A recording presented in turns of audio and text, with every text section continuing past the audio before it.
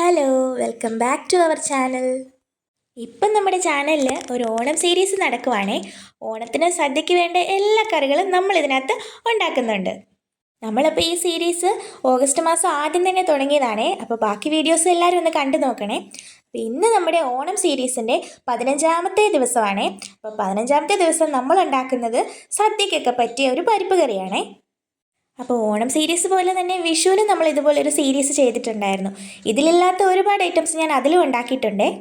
Vishu series ഞാനൊരു playlist ആക്കി നമ്മുടെ ചാനലിൽ ഇട്ടിട്ടുണ്ട് കേട്ടോ. അപ്പോൾ ആ പ്ലേലിസ്റ്റിൻ്റെ ലിങ്ക് ഞാൻ ഈ വീഡിയോയുടെ ഡിസ്ക്രിപ്ഷൻ ബോക്സിലും എൻ്റെ സ്ക്രീനിലും കൊടുത്തേക്കാവേ. താല്പര്യമുള്ളവർ അതും കൂടി ഒന്ന് കണ്ടു നോക്കണേ. അപ്പോൾ നമുക്കിപ്പം എളുപ്പത്തിൽ സദ്യയ്ക്ക് പറ്റിയ ഒരു പരിപ്പ് കറി എങ്ങനെ ഉണ്ടാക്കുന്നതെന്ന് നോക്കാവേ. അതിന് വേണ്ടിയിട്ട് നമ്മൾ പരിപ്പ് എടുത്തിട്ടുണ്ട്. ഇത് തുവരപ്പരിപ്പാണ്. നമുക്ക് ചെറുപയർ പരിപ്പ് വെച്ചിട്ടും പരിപ്പ് കറി ഉണ്ടാക്കാവുന്നതാണ്. പക്ഷേ ഇവിടെ എപ്പോഴും നമ്മൾ തുവരപ്പരിപ്പ് ചേർത്താണ് പരിപ്പ് കറി ഉണ്ടാക്കുന്നത്. നിങ്ങൾ ഏത് പരിപ്പാണ് എടുക്കാറുള്ളത് താഴെ കമൻറ്റ് ചെയ്യണേ. പിന്നെ നമുക്ക് പരിപ്പിന് വേണ്ടിയിട്ട് ഒരു തേങ്ങയുടെ അരപ്പ് തയ്യാറാക്കണേ. അതിന് വേണ്ടിയിട്ട് നമ്മൾ അരമുറി തേങ്ങ എടുത്തിട്ടുണ്ട്, ഒരു 3-4 കഷ്ണം ചെറിയുള്ളി എടുത്തിട്ടുണ്ട്, പിന്നെ 1 ടീസ്പൂണോളം മഞ്ഞൾപ്പൊടി എടുത്തിട്ടുണ്ട്, പിന്നെ നമ്മൾ എടുത്തേക്കുന്ന നല്ല ജീരകമാണ്. ഇത്രയും മാത്രം മതിയാവും. നമുക്ക് ഇതെല്ലാം കൂടി ചേർത്തൊന്ന് അരച്ചെടുക്കണം. അരയ്ക്കുമ്പോൾ നല്ല മഷി പോലെ അരയ്ക്കണേ. ആ തേങ്ങയെല്ലാം കൂടി ചേർത്ത് നല്ല സോഫ്റ്റ് ആയിട്ടുള്ളൊരു അരപ്പ് തയ്യാറാക്കി എടുക്കണം. ഇനി നമുക്ക് നമ്മുടെ പരിപ്പൊന്ന് കുക്കറിലിട്ടൊന്ന് കുക്ക് ചെയ്തെടുക്കാവേ. ഇപ്പോൾ കുക്കറിലേക്ക് നമ്മൾ കഴുകി വൃത്തിയാക്കി വെച്ചിരിക്കുന്ന നമ്മുടെ പരിപ്പ് ആഡ് ചെയ്ത് കൊടുത്തിട്ടുണ്ട്. ഇനി അത് കുക്കാവാൻ ആവശ്യത്തിനുള്ളത് വെള്ളം കൂടി നമ്മൾ ചേർത്ത് കൊടുക്കുന്നുണ്ട്. വെള്ളം നമ്മൾ കുറച്ചധികം ആഡ് ചെയ്ത് കൊടുക്കുന്നുണ്ട്. പരിപ്പ് ഇരിക്കുമ്പം കുറുകുന്നത് കൊണ്ടാണ് നമ്മൾ കുറച്ചധികം വെള്ളം ഒഴിക്കുന്നത്.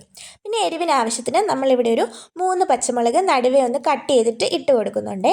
പിന്നെ നമുക്ക് അതിലേക്ക് ആഡ് ചെയ്ത് കൊടുക്കുന്ന ഇത് ആവശ്യത്തിനുള്ള ഉപ്പാണ്. ഉപ്പൊക്കെ നമ്മുടെ പ്രിഫറൻസ് അനുസരിച്ച് നമുക്ക് ആഡ് ചെയ്ത് കൊടുക്കാവുന്നതാണ്. ഇനി നമ്മൾ അതിലേക്ക് ഒരു പിഞ്ച് മാത്രം മഞ്ഞൾപ്പൊടി ആഡ് ചെയ്ത് കൊടുക്കുന്നുണ്ട്. ഓൾറെഡി നമ്മൾ മഞ്ഞൾപ്പൊടി അരപ്പിനകത്ത് ചേർത്തിട്ടുണ്ട്, എങ്കിലും കുറച്ചും കൂടി ആഡ് ചെയ്ത് കൊടുക്കുന്നുണ്ട്. ഇപ്പം നമ്മൾ എണ്ണയാണ് ഒഴിച്ചു കൊടുത്തേക്കുന്നത്. അത് 1 ടീസ്പൂണോളം നമ്മൾ ഒഴിച്ചു കൊടുത്തിട്ടുണ്ട്. ഇനി നമുക്ക് കുക്കർ അടച്ച് വെച്ചൊന്ന് 4 വിസിലാകുമ്പോഴത്തേനും നമ്മുടെ പരിപ്പ് നന്നായിട്ട് വെന്ത് കിട്ടുവേ. അപ്പോൾ ഇതാ നമ്മുടെ പരിപ്പൊക്കെ നന്നായിട്ട് വെന്ത് വന്നിട്ടുണ്ട്. കറക്റ്റ് പാകമാണ്. ഇപ്പോൾ കണ്ടോ, നമ്മുടെ പരിപ്പൊന്നും തിളച്ച് തൂകിപ്പോയിട്ടുമില്ല. നമ്മുടെ കുക്കറിൻ്റെ അടപ്പയിലൊന്നും ഒരു ശകലം പോലും പറ്റിയിട്ടില്ല. അങ്ങനെ ഓവറായിട്ട് തിളച്ച് തൂകി പോവാതിരിക്കാനാണ് നമ്മൾ പരിപ്പ് കുക്ക് ചെയ്തപ്പം 1 ടേബിൾ സ്പൂണോളം ഓയിലും കൂടി ആഡ് ചെയ്ത് കൊടുക്കുന്നത്. അപ്പോൾ നിങ്ങൾ ഈ ടിപ്പൊന്ന് പരീക്ഷിച്ച് നോക്കണേ. അപ്പം നമ്മുടെ വീഡിയോ എല്ലാവരും ഇപ്പം തന്നെ ഒന്ന് ലൈക്ക് ചെയ്തേക്കണേ. ഇപ്പം നമ്മൾ പരിപ്പിലേക്ക് ആഡ് ചെയ്ത് കൊടുക്കുന്നത് നമ്മൾ നേരത്തെ തയ്യാറാക്കി വെച്ച ആ തേങ്ങയുടെ അരപ്പാണ്. അതും കൂടി ചേർത്ത് നന്നായിട്ടൊന്ന് മിക്സ് ചെയ്തിട്ട് നമുക്കിനി അത് കുറച്ച് നേരം കൂടി ഒന്ന് കുക്ക് ചെയ്തെടുക്കണം.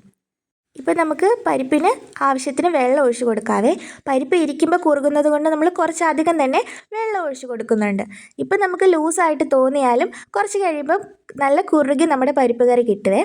അപ്പോൾ ഇതാ വെള്ളം കൂടി ഒഴിച്ചിട്ട് നമുക്ക് അതൊന്ന് തിളപ്പിച്ചെടുക്കണേ.